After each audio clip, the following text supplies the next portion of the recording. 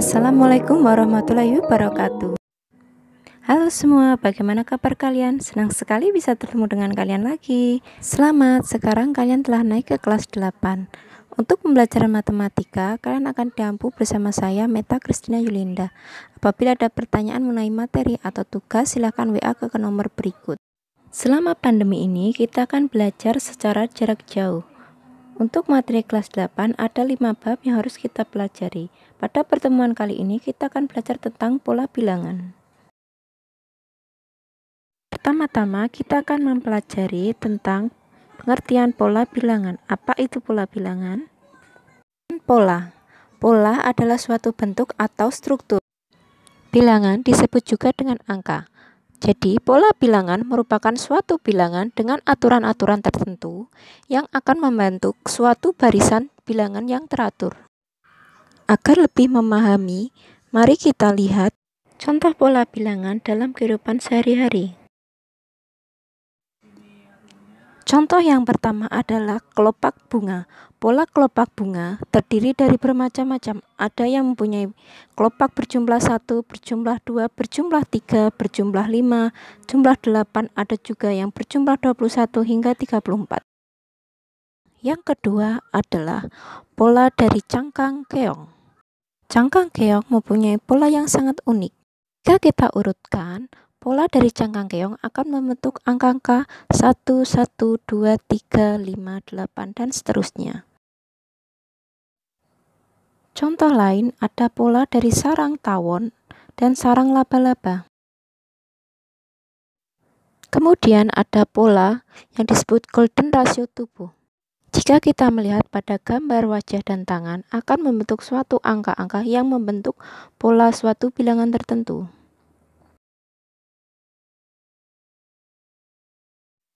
Pola-pola pada gambar berikut merupakan pola-pola yang terjadi di alam secara alami. Pola ini disebut pola Fibonacci atau pola bilangan alam. Ada juga pola yang sengaja dibentuk untuk kepentingan tertentu. Misalnya, bisa dilihat pada gambar berikut ini.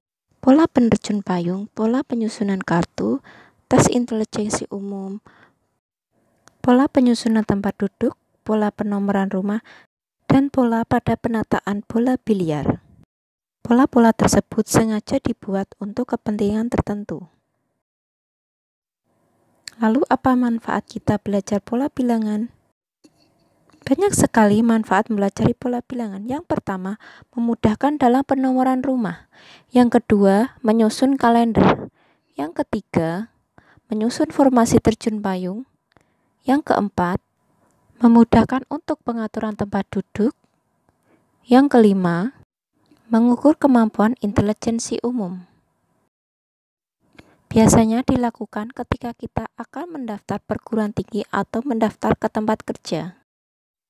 Yang keenam, menghitung suku bunga. Ketujuh, pembuatan pola pakaian.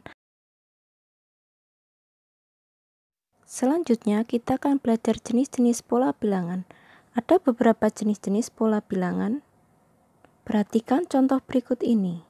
Yang pertama, pola bilangan ganjil. Dengan gambar berikut, apabila sebuah lingkaran kita susun menjadi pola-pola seperti berikut, akan membentuk bilangan 1, 3, 5, 7, dan seterusnya. Inilah yang disebut pola bilangan ganjil, karena tersusun dari bilangan-bilangan ganjil. Pola bilangan genap.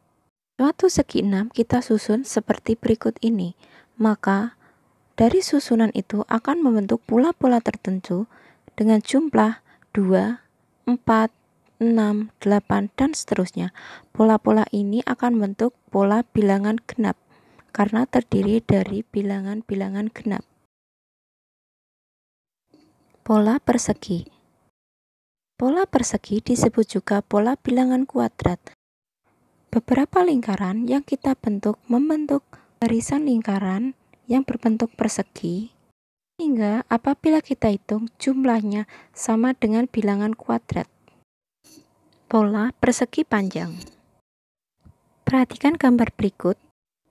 Pola barisan ini disebut pola barisan persegi panjang karena dia memiliki panjang serta lebar. Ilustrasikan seperti kita sedang berbaris. Seperti ketika berbaris 2 orang, 6 orang, 12 orang, atau 20 orang, bisa dibentuk dengan pola seperti di gambar. Pola bilangan segitiga. Pola segitiga apabila kita lihat seperti gambar piramida. Jumlah yang paling kecil berada di atas, kemudian jumlah yang paling besar berada yang paling bawah. Membentuk formasi yang kita sebut pola bilangan segitiga. Dengan barisan bilangan 1, 3, 6, 10, 15, dan seterusnya. Ada pula pola segitiga Pascal. Memiliki bentuk yang mirip dengan pola segitiga, namun anggotanya berbeda dengan pola segitiga. Pola segitiga Pascal ditemukan oleh Pascal. Bagaimana membuat pola segitiga Pascal? Kita lihat ilustrasi berikut ini. Kita buat segi 6, kemudian kita susun membentuk pola segitiga. Pada bagian puncak kita isi dengan angka 1, sedangkan pada bagian kanan dan kiri kita isi dengan angka 1 pula. Segi 6 yang kosong kita isikan dengan cara menjumlahkan 2 bilangan yang berada di atasnya. Seperti berikut ini. Seperti inilah cara untuk membentuk pola segitiga Pascal. Sekian untuk materi hari ini. Kita telah belajar mengenai pola bilangan, kemudian contoh pola bilangan dalam kehidupan sehari-hari, manfaat belajar pola bilangan, serta jenis-jenis pola bilangan. Semoga materi ini bisa bermanfaat untuk kalian. Untuk tugas, silahkan kerjakan tugas yang ada dalam Google Classroom. Bila ada pertanyaan, silahkan WA ke nomor berikut. Kita ketemu lagi pada pelajaran selanjutnya. Akhir kata, wassalamualaikum warahmatullahi wabarakatuh.